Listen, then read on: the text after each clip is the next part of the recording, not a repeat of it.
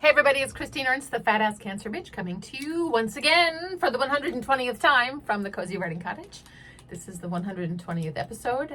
Thank you so much for tuning in. It is Saturday, March 22nd. Spring is definitely here. It's a glorious day. There are 2 geese and a bunch of ducks in my yard right now, pecking for grubs. They live a few doors up next to my mom's. These are Nikki's geese who roam our neighborhood.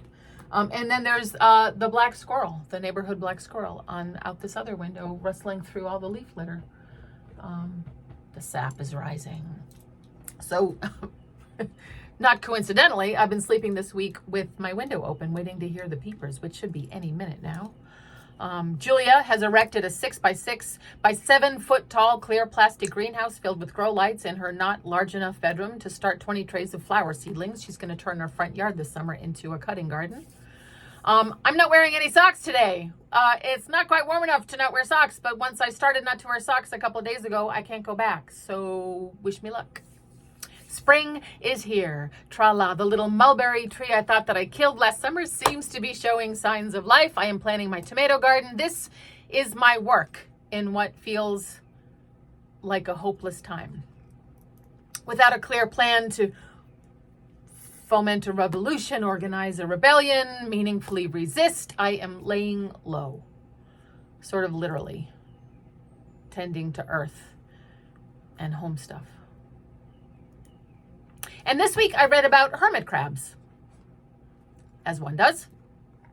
When a hermit crab is outgrowing her shell and she explores a new shell and finds that it is too big, she'll sit next to it for a long time to see if another hermit crab comes along who might be a better fit for it. If it's still too big for that crab, and then the next crab in line, and then the next crab that comes along, all of the hermit crabs will line up in what scientists call a vacancy chain, from biggest to smallest, and wait for the perfect right-size hermit crab to come along. When it's finally a good fit for someone, huzzah! They all exchange shells in sequence so that everyone gets a new perfectly fitted home. A little hermit crab house party, if you will, which was weirdly uplifting in this week. And no, I was absolutely not crying at my desk reading about a species evolved to not be assholes. Evolved to take good care of each other. See also Olive, the art dog at the cultural center where I work, my boss's dog. She is a rescue, a beautiful rescue from a kill shelter, who is the sweetest, smartest, goodest, bestest girl ever, and who comes to my office daily for cookies, and she always deserves them. See also my cats, Mr. Loopy and Stinky Lola. I cannot clearly recall our life before them. See also the dolphins who welcomed the NASA astronauts back this week to Earth, surrounding the capsule after splashdown. Welcome home! Yay, you're back! Do dolphins sound like that? See also the chicks and Jackie and Shadow's nest at Big Bear. Jackie and Shadow are bald eagles at Big Bear Lake in California, and I have been following their live cam for years, like since 2018. Their eggs did not hatch last season, which was sort of heartbreaking for the 300,000 people who watched this live cam. But this year they have 2 very healthy, very hungry babies, and they're doing well. This most excellent reality show includes Fast Freddy and Fiona, the flying squirrel neighbors of Shadow and Jackie, who were like Betty and Barney Rubble next door. They come and they scavenge for scraps in the nest and weirdly are never ever eagle food. I don't get that. Maybe eagles don't like the taste of flying squirrels, or it's a weird, happy, symbiotic relationship. But seriously, do yourself a solid and Google Friends of Big Bear Valley and subscribe. You won't regret it. See also, remember the orcas who were ramming and sinking sailboats and yachts off of Portugal last year and the year before? They're still at it, thankfully. It's a particular pod of 15 Portuguese orcas that they have identified who started the whole fad of attacking boats. Orcas actually have fads. This pod approaches stealthily from the stern and they attack the rudder. The scientists think that they're mostly playing playing at it, roughhousing, making trouble, being naughty, or they may be totally fucking with the humans who are clogging and polluting their habitat. But the fun is spread to other orca communities up in the North Sea near Shetland. Over 500 documented attacks so far in the Atlantic, and at least delightfully 6 luxury yachts have sunk. To be clear, no humans were harmed in these roughhousing orcan episodes, although several people had to be rescued by Coast Guards. And over here in Puget Sound, another orca fad is back. Orca fads. Fish hats. In the late 1980s, Gen X killer whales were observed to be wearing dead salmon on dead salmon hats on their head. And it's trending again, like skinny jeans. Fish hats are totally Gen Z now.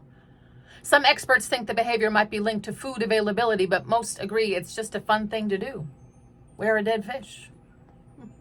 Sink a fucking $3 million boat. Go orcas.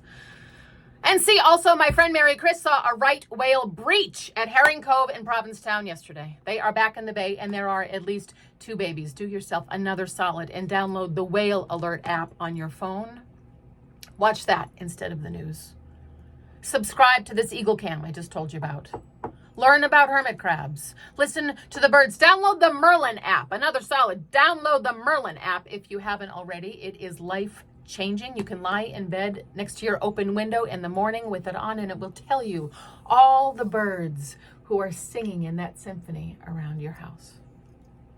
Bring your dog to work. Probably don't sink a luxury yacht, but maybe get a fucking cat. Put a fish on your head. Pay attention to the good stuff.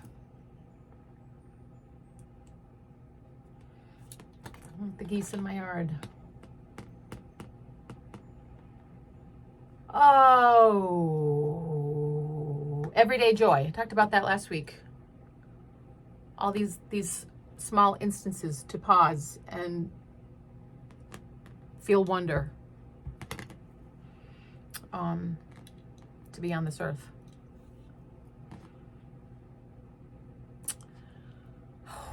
If you were an animal, what would you be? Think about that. I would be an otter. That is my favorite animal. It almost always has been. Anyone ever go to Trailside Museum at the foot of Blue Hill? Remember the otter exhibit outside? Gosh, I could stand there for hours watching them play and frolic. So smart and funny and fast and fierce. I'd be an otter, or I'd be a crow. A smart crow. Collecting shiny things. So, okay, get out into your yard. Get out into nature. Go pet an animal, listen to an animal, observe an animal, learn about an animal. Download those apps. Go watch that Nest Cam. You won't be sorry. You may even be uplifted. Thank you so much for tuning in. Come as you are. In your own skin or fur or feathers, because you are beloved. Thanks, friends. See you next week.